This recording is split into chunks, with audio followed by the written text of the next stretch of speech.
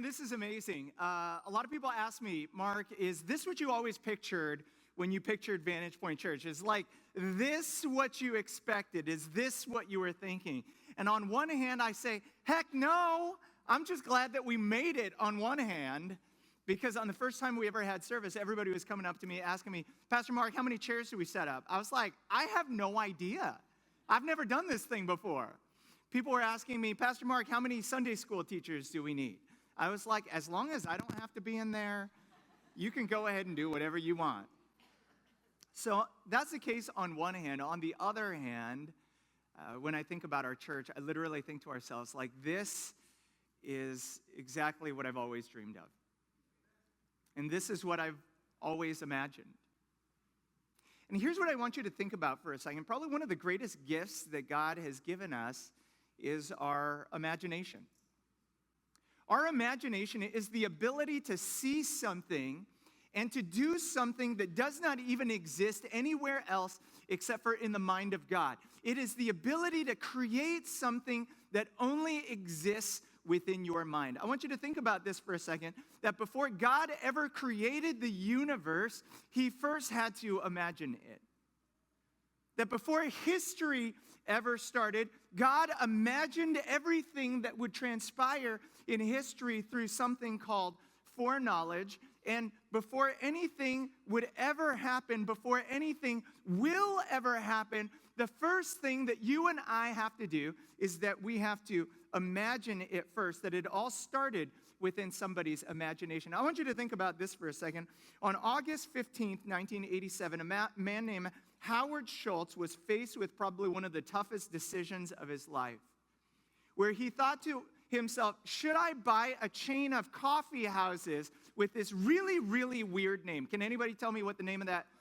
Starbucks. It's this right here. Starbucks. Now, right now, to us, it almost seems like a no-brainer, right? I mean, who wouldn't buy Starbucks? But at the same time, and at the time, it was like, why buy a chain of coffee houses that sold overpriced coffee when you could just go right down the street to McDonald's where they sold coffee for half the price? As a culture, we were not used to buying overpriced coffee at the time, but now we are, right? And so spending $3.8 million on this thing almost seemed a bit irresponsible at the time. And here's what Howard Schultz writes in his memoir at the time. He says this right here, that this is my moment. That if I don't seize the opportunity, that if I don't step out of my comfort zone and risk it all, and if I let too much time tick on, then my moment will pass. And then he asks this question right here: what if? That's a question where you and I have to use our imagination, don't we? That's a question where you and I have to see something that does not yet exist. And because of his imagination, right now, Starbucks now has, now this statistics is probably already outdated, but Starbucks has 16,580 stores in 40 countries with over $4.7 billion in revenue. Their 137,000 employees gives them twice the population of Greenland, by the way. And by conservative estimates, last year, Starbucks sold 3,861,778,846 cups of coffee, and that's not including their unicorn frappuccinos, right?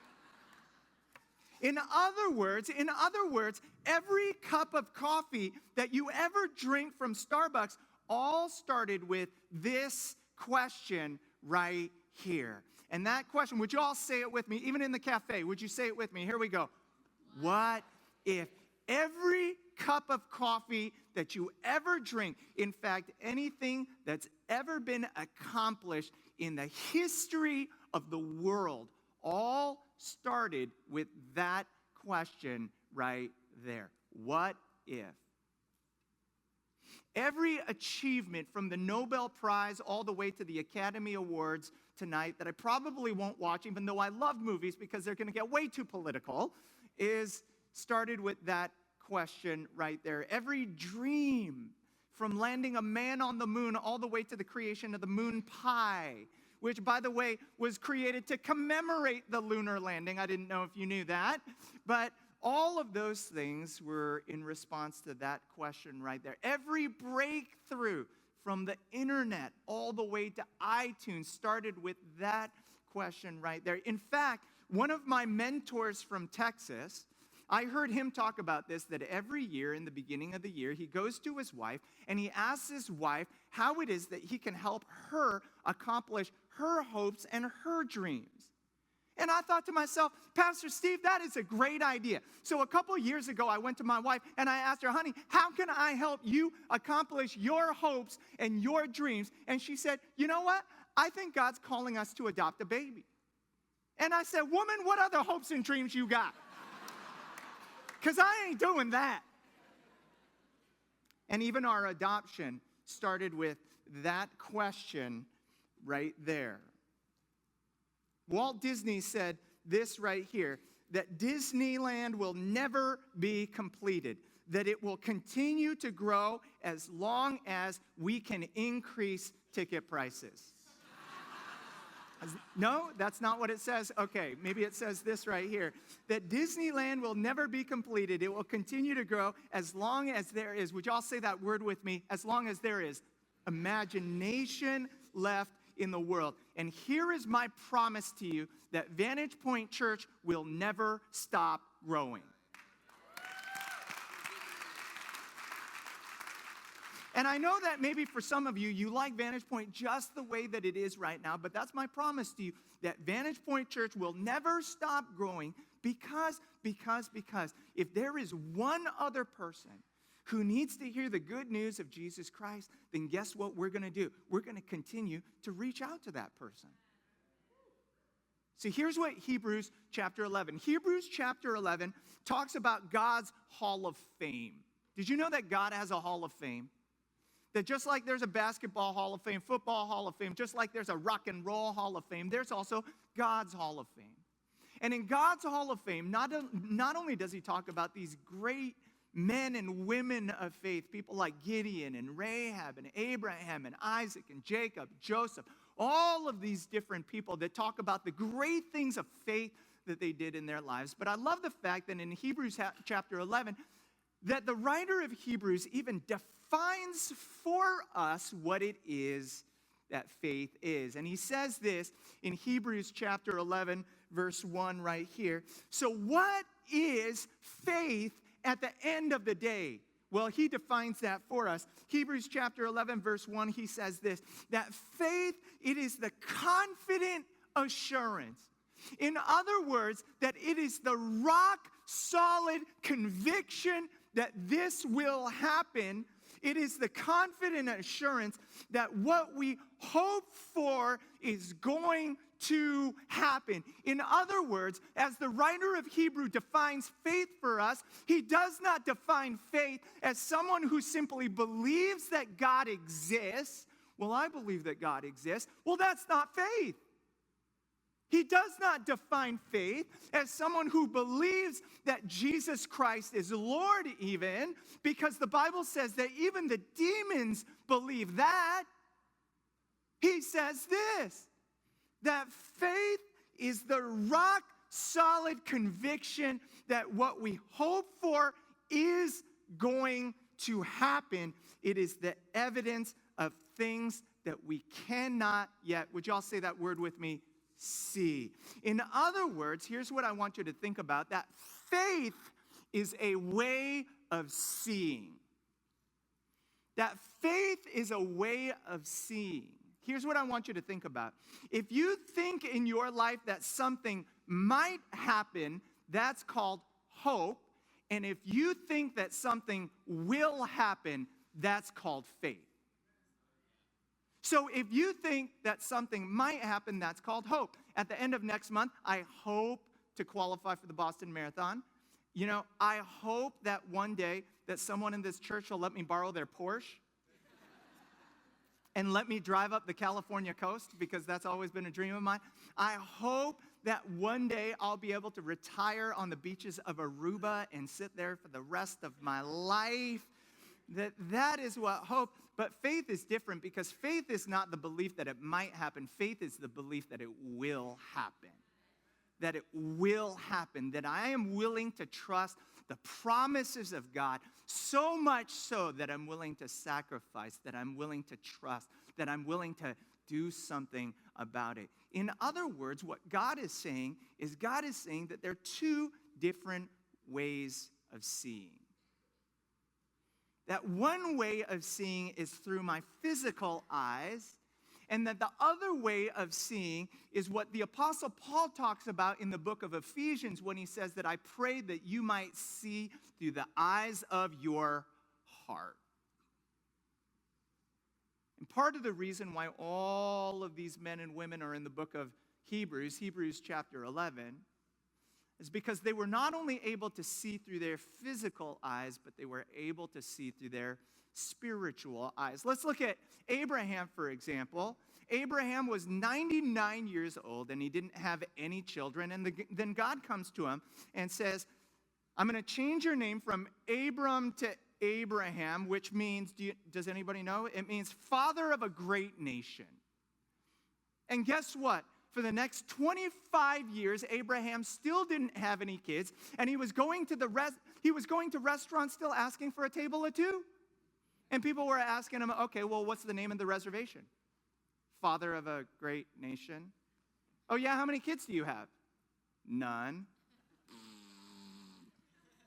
Whoever gave you that name was kind of dumb. And yet what you're going to find is that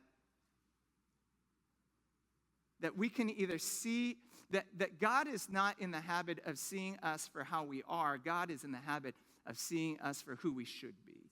Aren't you glad that God sees you that way? God is in the habit of not seeing you for who you are. God is in the habit of seeing you for who you should be. That's what faith is all about. And let me tell you this. Let me even kind of recount the history of this church. Did you know this? That in the beginning of this church, I had no faith. That in the beginning of this church, I wanted nothing to do with this church. Because there was a pastor over at our mother church, his name is Mark Hopper, and he was talking about how he wanted to start this brand new church in Eastvale. And I thought to myself, Eastvale? Can anything good come from Eastvale? Lots of flies, lots of smell, lots of closed churches too, by the way. No thanks, I wanted to do nothing with it. Now, it's kind of funny because now that I've lived here for 11 years and people ask me, how do you live here with the smell? You know what I say? What do I say? I go, what smell? Right? It's kind of funny how that goes. But he started talking about this brand new church in Eastvale. And if Mark Hopper would have just stopped there, everything would have been fine. You know why? Because everybody in that church would have gone, you know what, Pastor? Yeah, you can go ahead and do your own thing as long as it doesn't affect me. But then all of a sudden, my hero and my mentor stepped up into the fray and did something that I never thought that he would ever do. And he said, here's what we're going to do, people. We're going to raise a whole boatload of money for a group of people that you have never met in your entire life. And we are going to raise a whole boatload of money for a piece of property that you will never, ever step foot on in your entire life. And if that wasn't bad enough, you know what he did? He said, and guess what? We're going to send our two best staff members to do it, Mark and Tom. Now, I don't know why he called me his best staff member because he never called me that before. I thought, shoot, he's just trying to get rid of me or something. But then that church, by the way, which is about the size of our cafe, raised over $640,000, all 100% for you and for me, so that you and I could have a place to call home.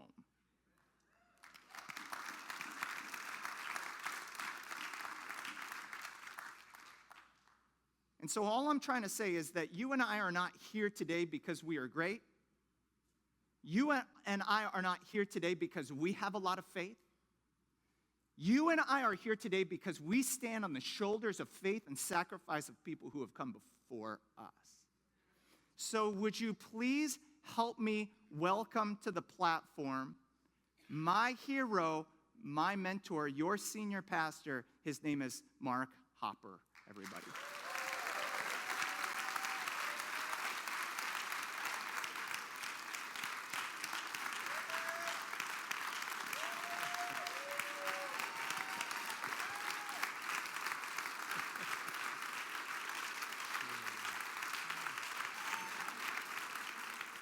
Mark, all these people wouldn't be here without you.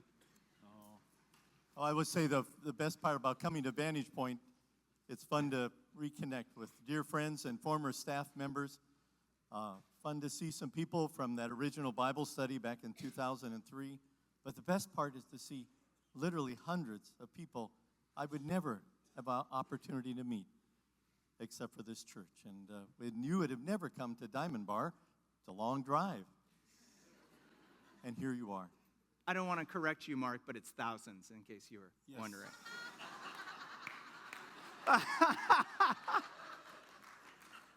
No, Mark, from the very beginning, you thought for us to be on our own property and for us to have a church building and not just be portable was a huge part of your vision as well. Can you even describe to us why you thought that was so important? Sure, let me just give you a quick thumbnail sketch. 2003, a woman, Greg and Carol Crawford, were going to our church in Diamond Bar, and they said that they had moved here. A number of folks were moving this way, the beautiful community. They said, Mark, could we start a Bible study in our house? And I thought, well, that's a nice idea. Not often invited to start a new Bible study, and they invited their neighbors, and we started a little Bible study 2003. But very quickly, we recognized the potential not to just have a Bible study, but to start a church. And then I don't know if I'd say they were our best staff members. They were the best-looking staff members. I prayed for three things. Let me just give you the quick sketch. First of all, leader. And Mark and Tom stepped up and said, we think God wants us to do that. And it made great sense. The second was a location, and it was a miracle to find the middle school. It was a miracle. When we first started that Bible study, I went to there were no schools in Eastvale. The first being built was Claire Barton. Uh-huh. Yeah. And I went to see that principal. He said, get in line. There's 5 people in front of you that want to start a church in Eastvale. So it was remarkable that God opened the door eventually as that evolved to that location. But the third thing, leader, location, the land. Yeah. I always have believed that having a footprint in the community says you're saying to the community, we're here for keeps. And it doesn't mean it's not the building, it's the people. Clearly, it's believers, not buildings. But there's the idea that it says we're committed to this community. So that's why I always dreamed that you would get a stake in the ground, have a piece of land, and begin to build a facility. Some of the biggest mega churches in this country eventually find their way to planting a stake in the ground. So there was the idea of, first of all, a statement to the community. The second was that not only you would have a place to meet, but you could share it with others. Yeah. Aren't you thankful that a school principal lets you meet here? Yeah. And in our church in Diamond Bar, when I first arrived 30 years ago, there was a Chinese congregation that met in our facility. Today there's a group of Koreans who meet in our facility. So it's not just to bless you, it's to bless the community. And then third, it's to build for the future. You see, I'm in a church that I didn't build the building, I didn't buy the land, but I've had the privilege of serving there. And what you do today and the decision you make today will affect decades, families, generations, as you take this step of faith. So that's why I'm so thankful for this man, these good-looking men, and their remarkable wives who were crazy enough to follow him on this journey. Well, Mark, we are in the middle of a building project, and so we didn't have very much money to get you a gift. But here's not only a T-shirt for you, but a very special T-shirt. It says this: I gave $650,000 to VantagePoint Church, and all they gave me was this lousy T-shirt.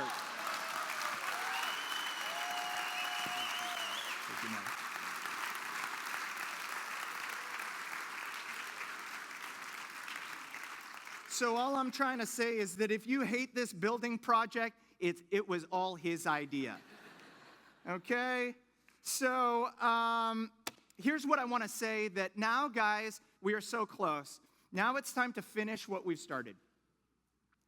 And now it's time for us to finish what has already been started for us. We stand on a history and we stand on the shoulders of other people who have sacrificed for us, and now it's our time to sacrifice for the future and to pay it forward to somebody else. We stand on the shoulders of other people who lived in faith before us, and now it's time to stand up, and now it's time to live by faith for the generations who will come after us as well. So here's what we're proposing. We're proposing a resource initiative on our part called MOVE, where we want to raise $1.8 million over the course of the next 3 years. Let me tell you how that's going to break down. $1.8 million over the course of the next 3 years. $800,000 of that is going to go towards building our future home church that's going to be on 8500 Archibald. Let me tell you financially what's going to be the hardest time for us. It's not going to be the mortgage payment when we first move in, because we're already ready for that, believe it or not. $57,000 a month on a $9 million mortgage payment, believe it or not, we're already ready for it.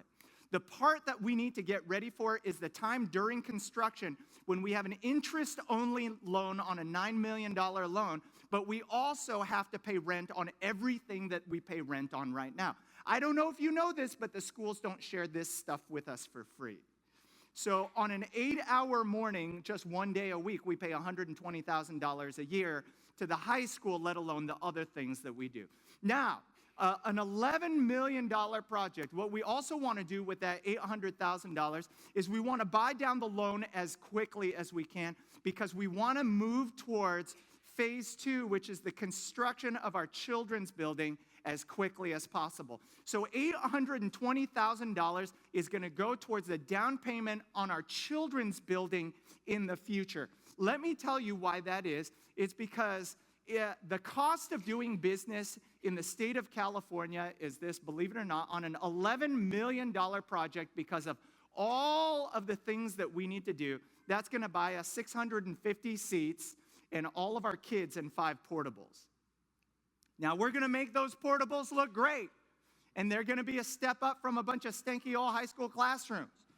But at the same time, that's the only thing that it's going to buy us. So $820,000 is going to go towards our future children's building. Now, for us, we always give away 10% of every dollar that we ever bring in. I talk about the tithe, so we have always modeled the tithe as a church. 10% of $1.8 million is $180,000. Let me tell you what we want to do with $80,000 of that. We want to cut a $10,000 check for every other church in Eastvale.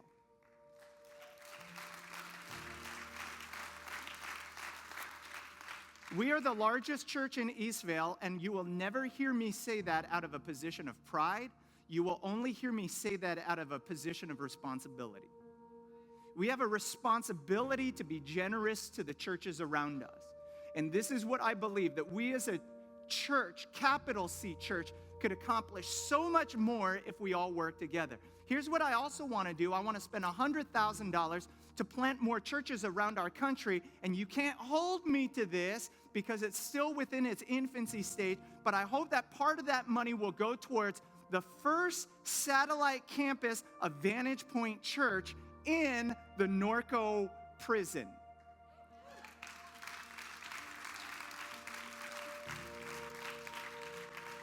Here's my dream,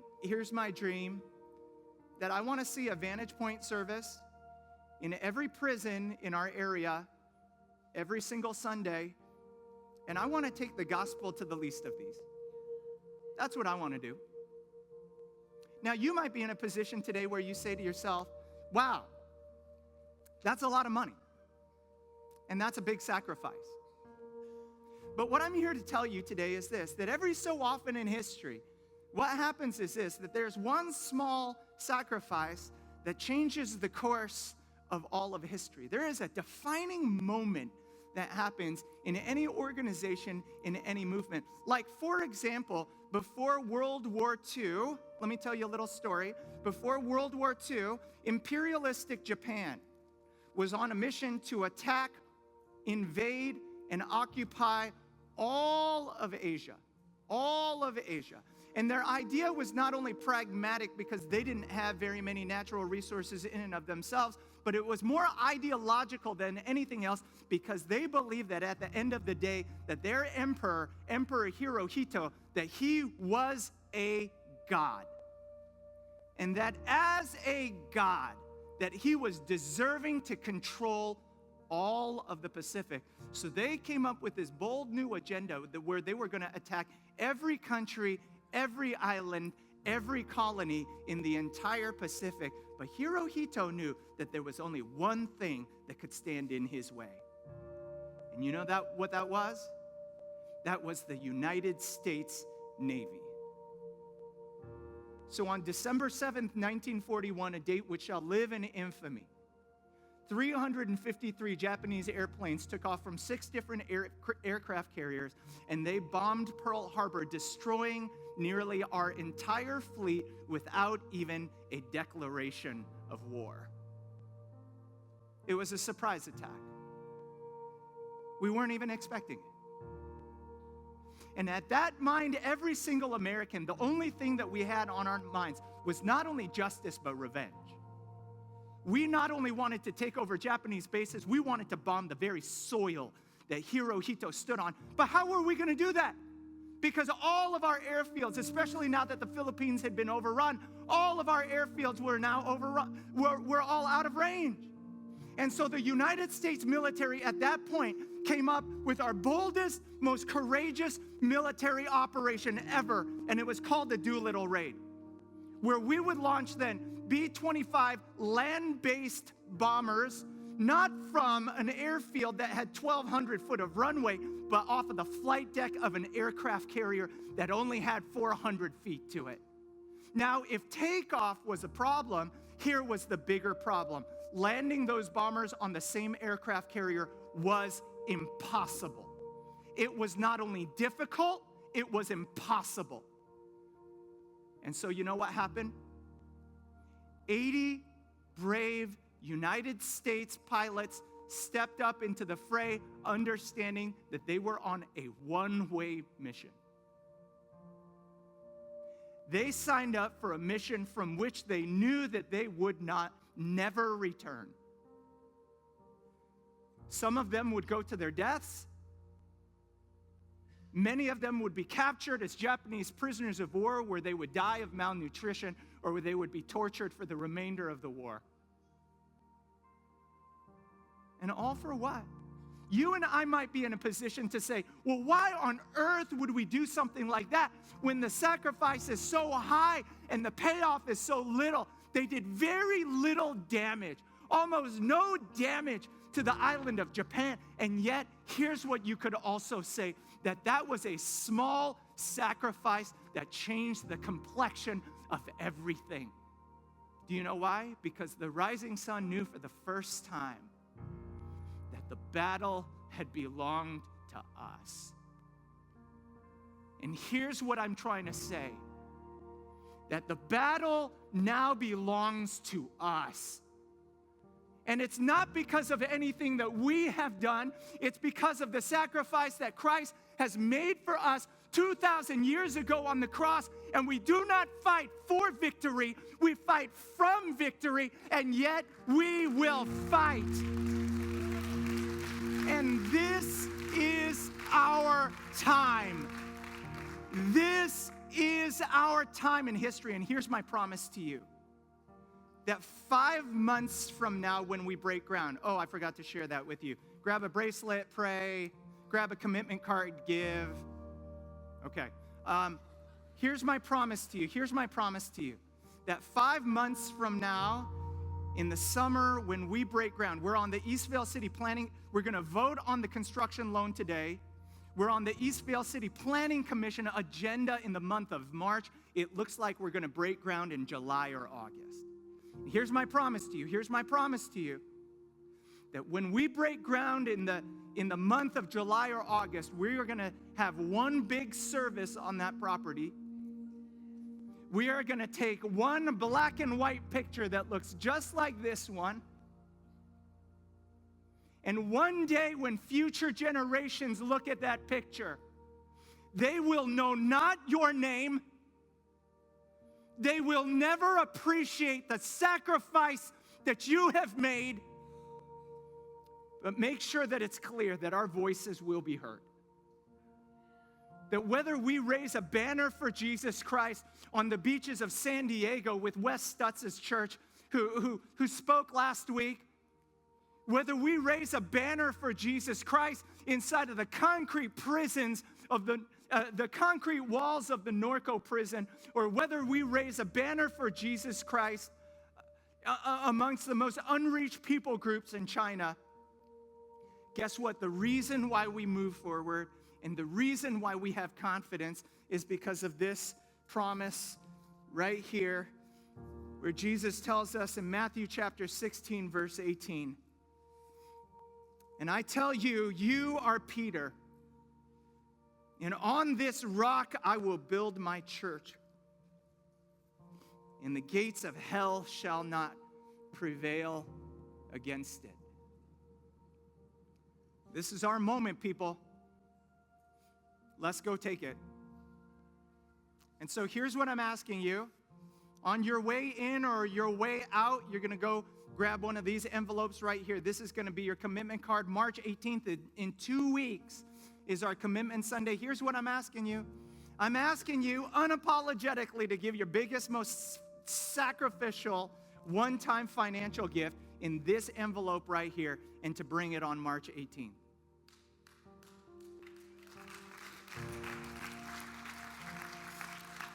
The second line is going to be what you're willing to give above and beyond your normal gifts to the church over the next 3 years, and both of those things are going to form your commitment. I got a couple questions from people. Some people have said, well, like, I just, give it all to the church and expect the church is going to work it all out. Yeah, that's the case, except for when it comes to the building fund. Everything that goes towards the building goes towards the building. Everything that goes towards the general fund goes towards the week-to-week, day-to-day operation of the church.